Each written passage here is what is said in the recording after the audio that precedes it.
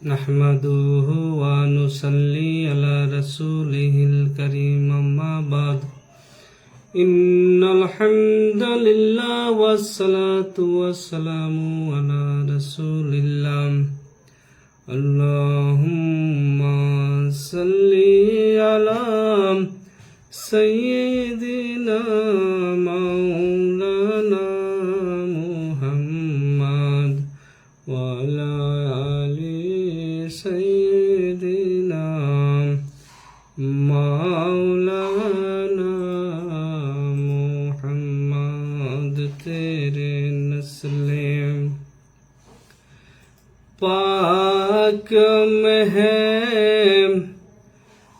बच्चा बच्चा दूर का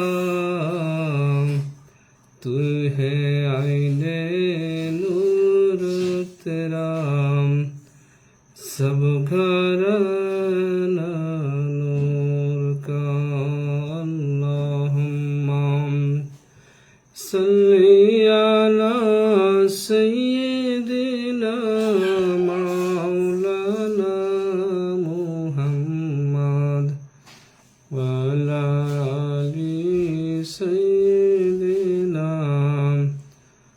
मौलाना मुहम्मद अल्लाहु ला इलाहा इल्लहु अल्लाहु ला इलाहा इल्लहु गुनाहगारेर गुनाह ঝাড়ে নবী দুরুদে আপনার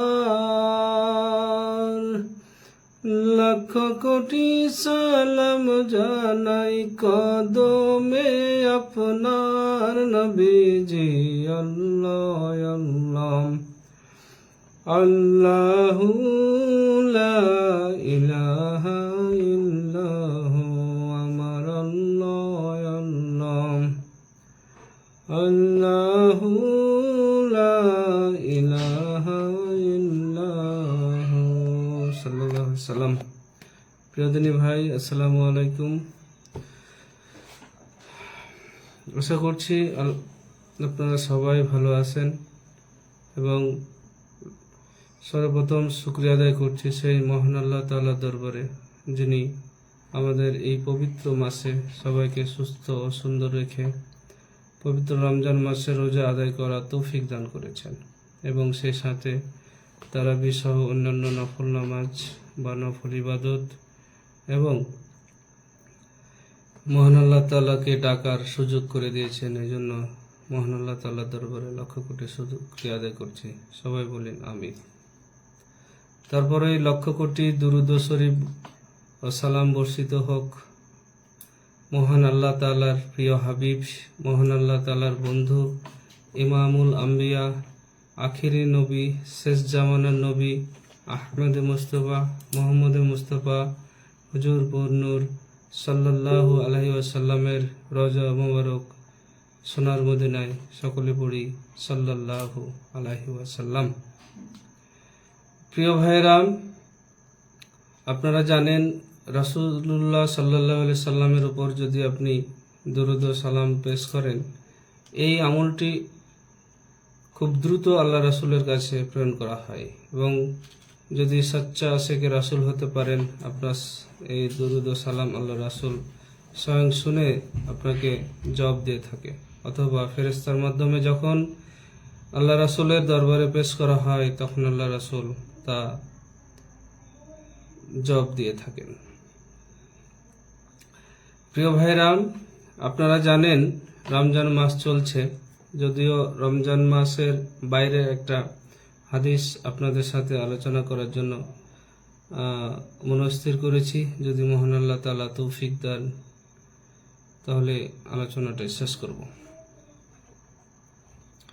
প্রিয় দানী ভাই, সম্প্রতি আমরা দেখছি যে বিভিন্ন কবর বা মাজার বা এই ধরনের কিছু ভাঙা হচ্ছে। তো আমরা একটা হাদিস দেখি যে মোহাম্মদ ইবনে কাসির রহমাতুল্লাহ আবু হায়াজ আজদি রাহিতাল্লাহ থেকে বর্ণিত, তিনি বলেন, একদা আলী রাহিতাল্লাহ আমাকে পাঠান এবং বলেন, আমি কি তোমাকে এমন একটি কাজের জন্য প্রেরণ করব, যে কাজের জন্য তা হলো আমি যেন কোনো উঁচু কবর সমান করা ছাড়া এবং কোনো মূর্তি ভেঙে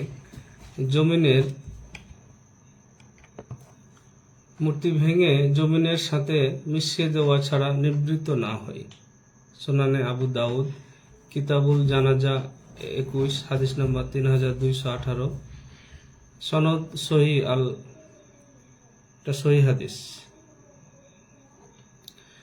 প্রিয় দিনী ভাই, এই হাদিসটিকে কেন্দ্র করে আমরা দেখি যে এক দল আমাদের দিনী ভাই মুসলমানদের কবরকে ভেঙে গুড়িয়ে দেওয়ার জন্য আদেশ দিয়ে থাকে। আসলে আমরা দেখি যে রাসূলুল্লাহ সাল্লাল্লাহু আলাইহি সাল্লাম আসলে কি মুসলিমদের কবরকে ভাঙার জন্য আদেশ দিয়েছিলেন, না কি বলেছিলেন? এর সংক্ষিপ্ত উত্তরটা হচ্ছে না। আমরা একটু আলোচনা করে দেখি। ওই আদেশটি মূলত মুসলিমদের অধিকৃত কেনা জমিতে থাকা কাফির মুশরিকদের কবর এর জন্য ছিল। উক্ত হাদিসে সমতল করতে হবে এমন কবরের যেসব বৈশিষ্ট্য বলা হয়েছে তা হলো যে কবরটি উঁচু হবে এবং তার আশেপাশে মূর্তিও থাকবে। এটি মূলত তৎকালীন আরবের কাফের মুশরিকদের কবরের বৈশিষ্ট্য, যা অন্য হাদিস থেকেও জানা যায়। একদা উম্মে হাবিবা রাদিয়াল্লাহু ও উম্মে সালামা রাদিয়াল্লাহু হাবসায় তাদের দেখা একটি গির্জার কথা বলেছিলেন, যাতে বেশ কিছু মূর্তি ছিল। তারা উভয়ই বিষয়টি নবী সাল্লাল্লাহু আলাইহি সাল্লামের নিকট বর্ণনা করলে তিনি বলেন, তাদের মানে কাফের মুশরিকদের আল্লাহ রাসূল বললেন যে অবস্থা ছিল এমন যে কোনো সৎ লোক মারা গেলে তারা তার কবরের উপর মসজিদ বানাতো আর তার ভিতরে ওই লোকের মূর্তি করে রাখত।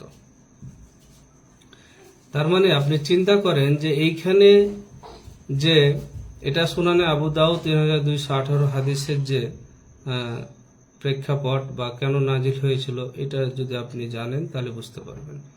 তার মানে ওই সময় তো কাফের মুশরিকদের অবস্থা এমন ছিল যে যখন তারা মনে করত যে আমাদের সৎ লোক মারা গেছে, তখন তারা কি করত, তাদের কবরের উপরে মসজিদ বানাতো আর ভিতরে ওই লোকের মূর্তি করে রাখত।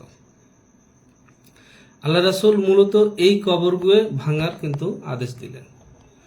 যখন নবীজি সাল্লাল্লাহু আলাইহি সাল্লাম সাহাবীদের নিয়ে মদিনায় গমন করেন, তখন সেখানে মসজিদ নির্মাণের জন্য বনু নাজ্জারের কাছ থেকে বাগান কিনেন এবং সেখানে মুশরিকদের কবর ছিল।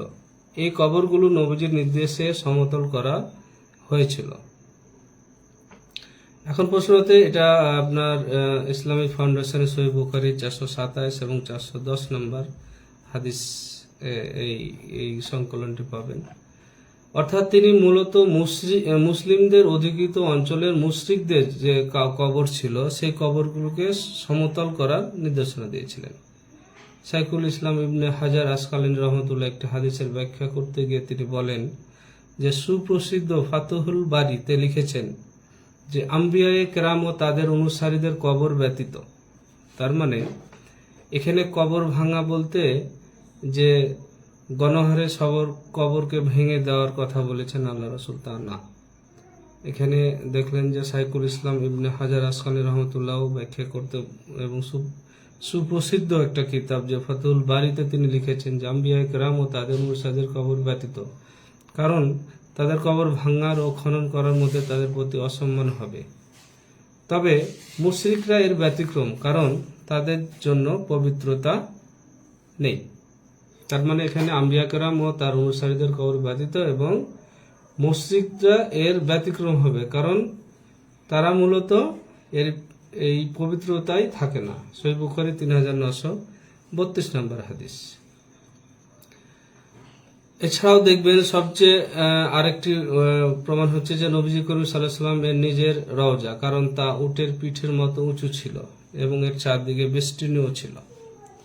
নবীজি সাল্লাল্লাহু আলাইহি ওয়াসাল্লাম যদি মুসলিমদের উঁচু কবরকে সমতল করার নির্দেশ দিতেন, তাহলে কি সাহাবায়ে কেরাম তার রওজা উঁচু রাখতো?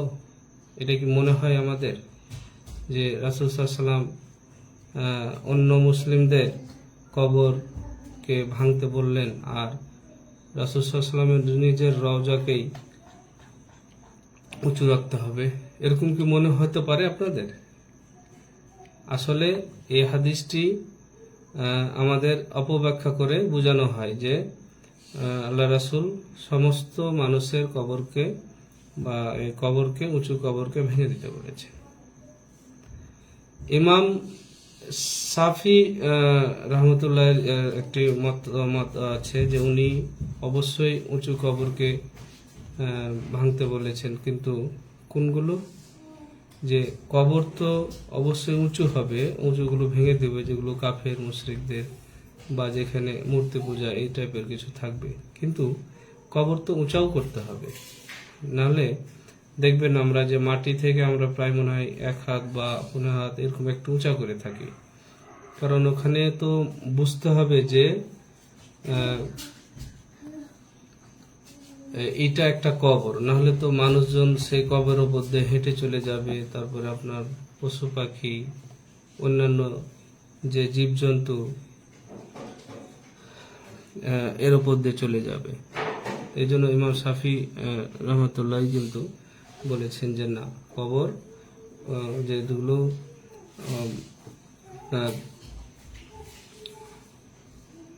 মূর্তি সহ থাকবে ওনাদের কবর ভেঙে দিতে হবে, কিন্তু আবার কবর আমাদের কিছু কিন্তু উঁচাও থাকতে হবে।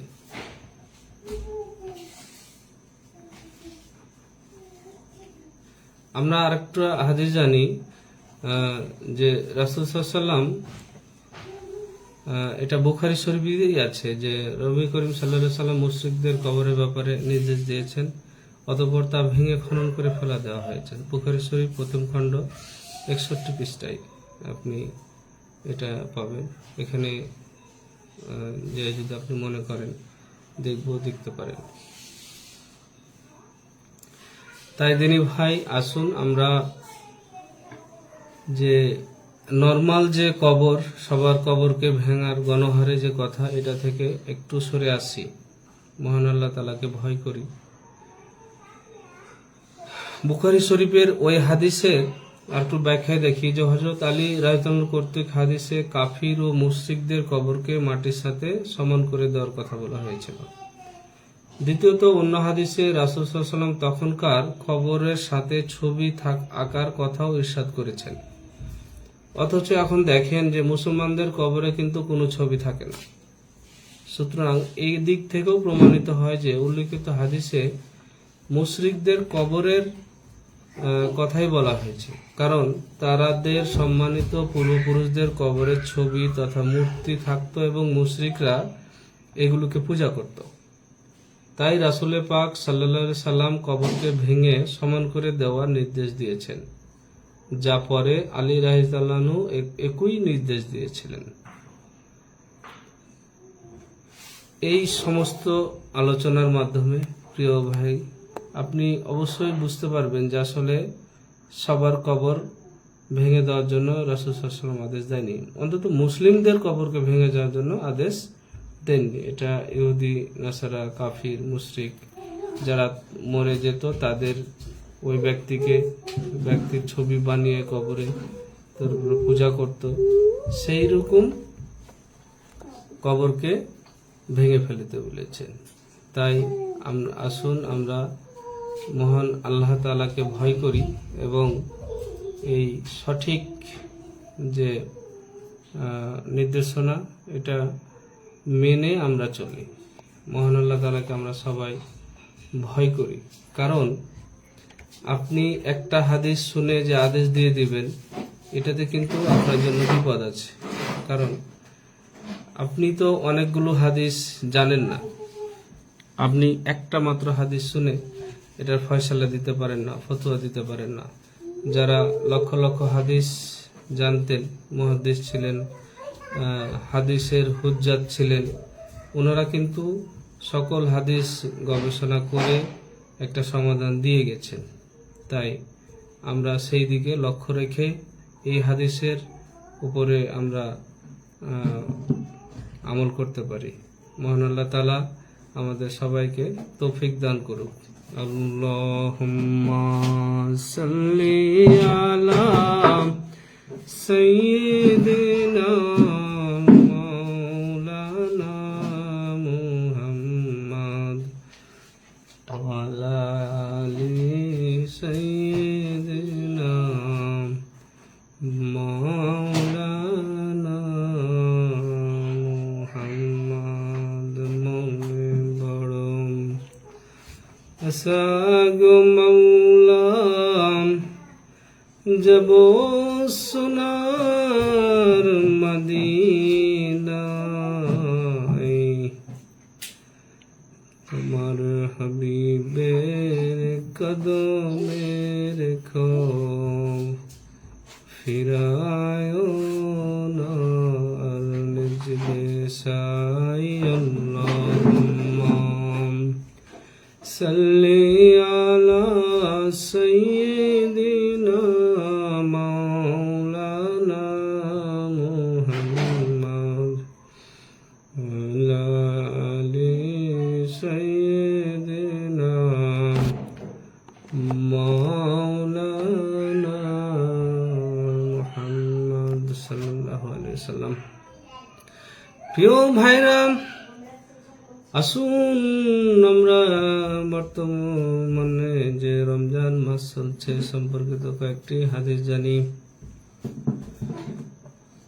রাসূলুল্লাহ সাল্লাল্লাহু আলাইহি ওয়াসাল্লাম বলেছেন, যে ব্যক্তি রোজার শেষ 10 দিন ইতিকাফ করবে, সে ব্যক্তি 2টি হজ ও 2টি উমরা সম্পূর্ণ সওয়াব পাবে।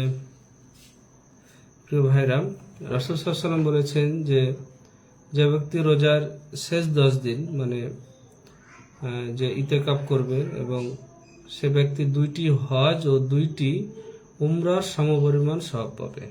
বুখারী ও মুসলিম। তাই আর কয়েকদিন পরেই আপনার ইতিকাফ শুরু হবে। আমরা যারা পারবো ইনশাআল্লাহ মহান আল্লাহ তাআলার উদ্দেশ্যে ইতিকাফের নিয়ত করব। হযরত আয়েশা রাদিয়াল্লাহু আনহা বলেন থেকে বর্ণিত, তিনি বলেন যে রমজানের শেষ দশক শুরু হওয়ার সঙ্গে সঙ্গে রাসূল সাল্লাল্লাহু আলাইহি ওয়াসাল্লাম সারা রাত জেগে থাকতেন ও নিজ পরিবারের সদস্যদের ঘুম থেকে জাগাতেন এবং তিনি নিজেও ইবাদতের জন্য জোর প্রস্তুতি নিতেন।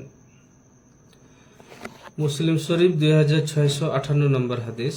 তার মানে মা আয়েশা রাদিয়াল্লাহু আনহা থেকে বর্ণিত যে রমজানের শেষ দশক যখন শুরু হতো তখন আল্লাহ রাসূল সাল্লাল্লাহু আলাইহি ওয়াসাল্লাম সারা রাত জেগে থাকতেন এবং নিজ পরিবারের সদস্যদেরও ঘুম থেকে জাগিয়ে দিতেন এবং তিনি নিজেও ইবাদতের জন্য জোর প্রস্তুতি নিতেন। প্রিয় দিনী ভাই, আল্লাহ রাসূলের এই হাদিসের আলোকে আমাদের যাদের উপযুক্ত সন্তান আছে, স্ত্রী বা অন্যান্য মেয়ে বা আত্মীয় স্বজন আছে, আমরা আমাদের পরিবারের লোকজনকেও জাগিয়ে সহযোগিতা করতে পারি এই 10 দিনে মহান আল্লাহ তাআলার ইবাদতের জন্য,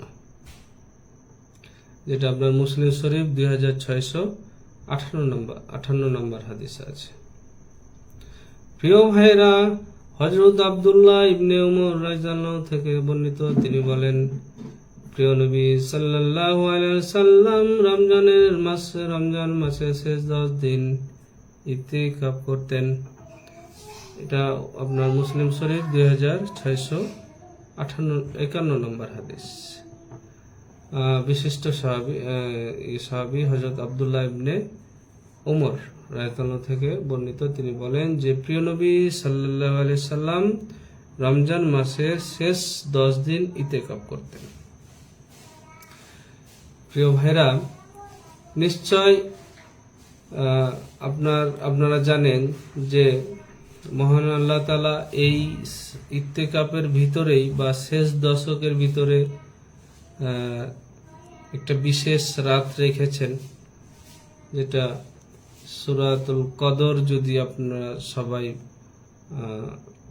পড়েন তাহলে জানতে পারবেন, এবং যারা ইতিমধ্যেই আপনারা অনেক জানেন যে আসলে সূরা কদর মহান আল্লাহ তাআলা তার প্রিয় হাবিবের উম্মতের জন্য বোনাস স্বরূপ দিয়েছেন।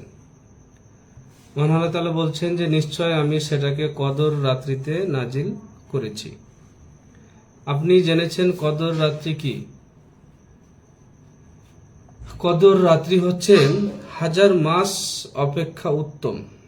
এতে ফেরেশতাগণ ও জিবরাইল অবতীর্ণ হয়ে আপন রবের নির্দেশে প্রতিটি কাজের জন্য শান্তি এবং ভোর হওয়া পর্যন্ত, চমকিত হওয়া পর্যন্ত থাকে তারা। সূরাতুল কদর, আপনারা এই সূরাটি তাফসীর সহ অনুবাদ পড়বেন, অনেক কিছু বুঝতে পারবেন। প্রিয়দিনী ভাই, হযরত আনাস ইবনে মালিক রাদিয়াল্লাহু আনহু বলেন যে যখন একবার মাহে রমজান শরীফ আসলো, তখন হযরত মুহাম্মদ সাল্লাল্লাহু আলাইহি সাল্লাম ইরশাদ ফরমান, তোমাদের নিকট একটি মাস এসেছে যাতে একটি রাতও এমনও রয়েছে যা 1000 মাস অপেক্ষা উত্তম। যে ব্যক্তি এই রাত থেকে বঞ্চিত রইল সে যেন সবকিছু থেকেই বঞ্চিত রইল, আর এর কল্যাণ থেকে যে বঞ্চিত থাকে একমাত্র সেই প্রকৃতপক্ষেই বঞ্চিত। সুনানে ইবনে মাজাহ 1644 নম্বর হাদিস। মহান আল্লাহ তাআলা তার প্রিয় হাবিবকে দিয়ে এবং তার প্রিয় হাবিবের খাতিরে সম্মানে তার উম্মতের জন্য যে একটা কত বড় বোনাস আমরা চিন্তা করতে পারি না, যে 1000 মাসের অপেক্ষা উত্তম এই রাতটা যদি আমরা কেউ পেয়ে যাই এবং ইবাদত বন্দেগী করি, তাহলে আমরা সেই আমলটুকু পেয়ে যাব। প্রিয়দিনী ভাই, খেয়াল করেন, এই আমলটা কিন্তু আল্লাহ তাআলা ফরজ করে দেননি এবং নফলও করে ওয়াজিবও করে দেননি, নফল। কিন্তু এই নফলের আপনার কতটা মূল্যবান আপনি চিন্তা করেন, যে আপনি কত বছর বাঁচবেন? 50, 60, 70, 100, 110, সাধারণত 110-20 উপরে তো মানুষ এখন আর মহান আল্লাহ তাআলা রাখেন না। অথচ আপনি 1000 মাসের অপেক্ষা উত্তম সব পাবেন, ইবাদতের যে সব সেটা পাবেন। এবং এটা সহিহ হাদিস, সুনানে ইবনে মাজাহ 1644 নম্বর হাদিস। তাছাড়া পবিত্র কোরআনে মহান আল্লাহ তাআলা তো ঘোষণা করেছেন, সূরাতুল কদর যদি আপনি পড়েন তাহলে সেখানেও পাবেন। প্রিয় ভাইরাম, যে ব্যক্তি কদর রাতে ঈমান ও নিষ্ঠার সাথে জাগ্রত থেকে ইবাদত করবে, তার সারা জীবনের গুনাহ আল্লাহ তাআলা ক্ষমা করে দিবেন। আমরা তো এটা আপনার সহিহ বুখারী 2014 নম্বর হাদিস, আল্লাহ রাসূল এটা বলছেন। তাই এই সামনে যে মহামান্বিত রাতটি আছে, আমরা সবাই চেষ্টা করব রাত ইতিকাফ করার জন্য। ইতিকাফ করলে আপনি এই যে রমজান মাসের বিজোড় রাতগুলো আছে, শাবে কদরের রাত, আপনি কিন্তু পেয়ে যাবেন, ইনশাআল্লাহ পেয়ে যাবেন।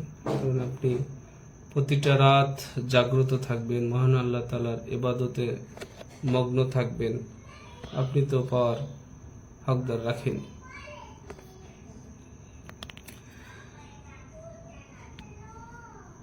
হযরত আয়েশা রাদিয়াল্লাহু আনহু থেকে বর্ণিত, তিনি বলেন যে একবার রাসূলুল্লাহ সাল্লাল্লাহু আলাইহি সাল্লামকে জিজ্ঞাসা করেছিলেন, হে আল্লাহর রাসূল, শবে কদর কোন রাত?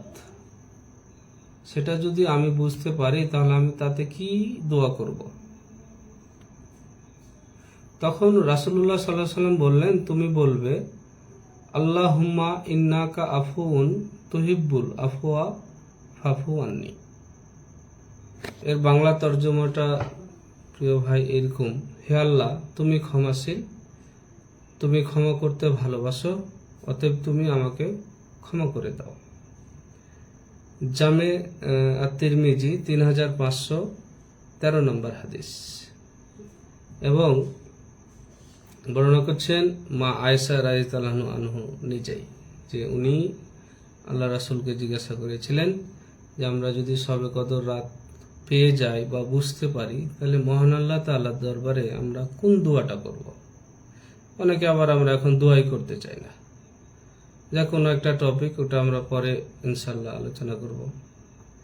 তো আল্লাহ রাসূল শিখিয়ে দিলেন যে আল্লাহুম্মা ইন্নাকা আফুউন তুহিব্বুল আফওয়া ফাফু আন্নি, অর্থাৎ হে আল্লাহ, তুমি ক্ষমাশীল, তুমি ক্ষমা করতে ভালোবাসো, অতএব তুমি আমাকে ক্ষমা করে দাও।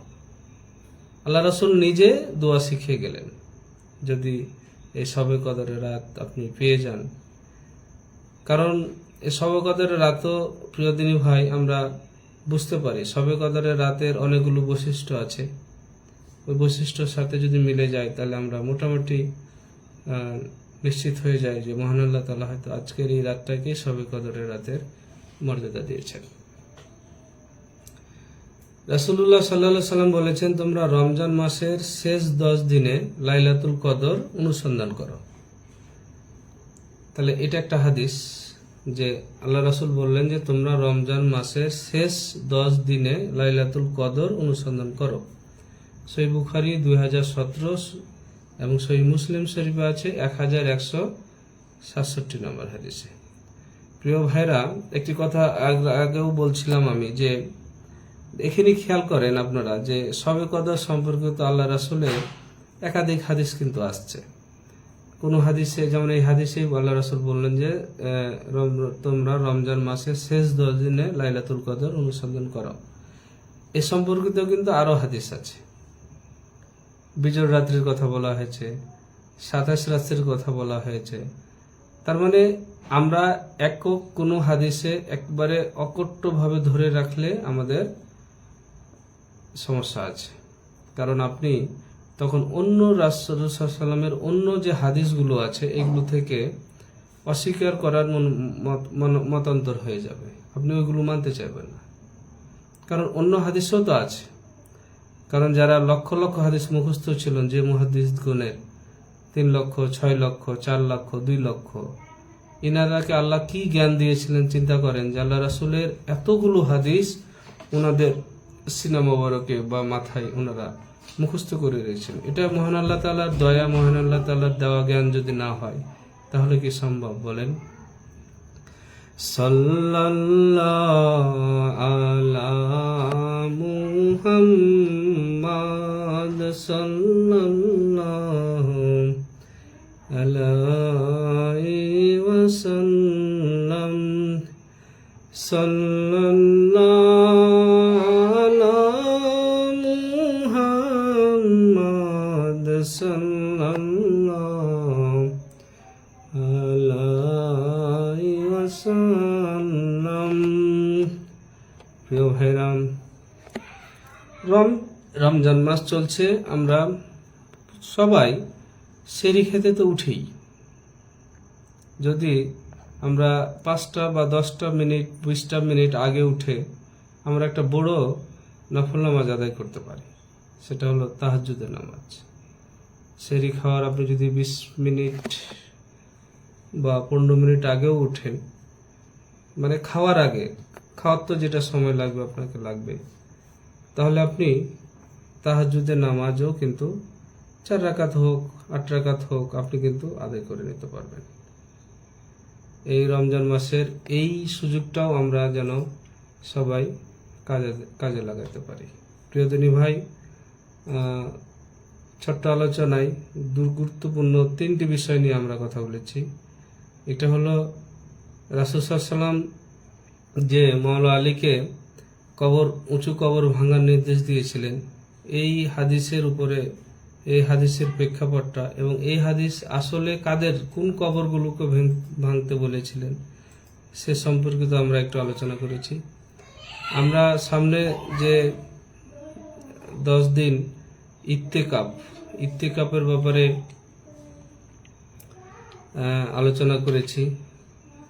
আর আমরা এই শেষ দশকে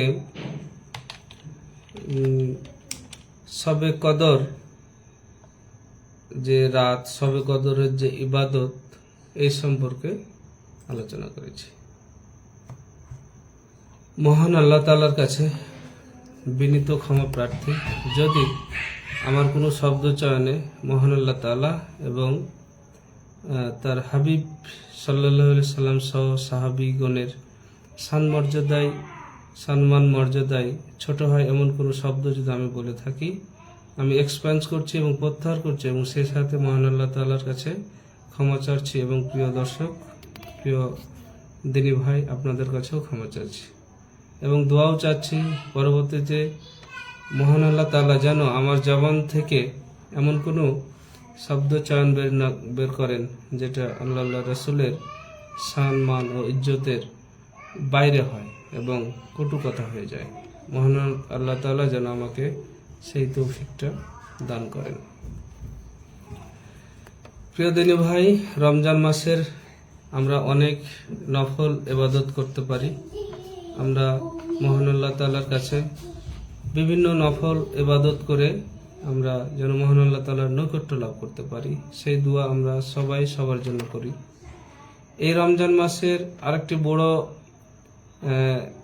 একটু ঘরোয়া আমল আপনাদের বলি যে রমজান মাসের যে বিশেষ করে বিজোড় রাত্রিগুলো আছে বা শেষ দশক রাত্রেই আপনারা একটু একটু করে দান সৎকার করতে পারেন। কারণ আপনার ওই দিনের দান 10 দিনই যদি আপনি দান করেন তো ওই দানটা দেখবেন কোনো না কোনো কদর রাত্রিতে পড়বে। তাহলে আপনি মানে যে দিনটা কদর রাত্রি আল্লাহ দিবেন ওই দিন ওই রাত্রে তো আপনি দান করলেন, তাহলে ওই রাত্রিতে দান করার যে ফজিলত আপনি কিন্তু পেয়ে যাবেন। তাই এই শেষ দশকে 10 দিনে অথবা বিজোড় রাত্রিগুলোতে আপনি দান সদকাও করতে পারেন। তাহলে আমরা ওই দিনের বা ওই রাত্রের ফজিলতটুকু পেয়ে যাব। প্রিয়দিনী ভাই, সামনে রমজান শেষে পবিত্র ঈদ আসবে। ঈদের আনন্দ সবার মধ্যে, যারা রোজাদার ব্যক্তিগণ তাদের মধ্যে ছড়ে যাক। কারণ মহান আল্লাহ তাআলার হাবিব, আমার প্রিয় আকা, আমার প্রাণের নবী, দয়ার নবী, তিনি বলেছেন যে একটি হাদিস আমি দেখেছি যে আল্লাহ রাসূল বলেছেন যে ঈদগাহে তারা যেন না যায় যারা রোজা করেনি।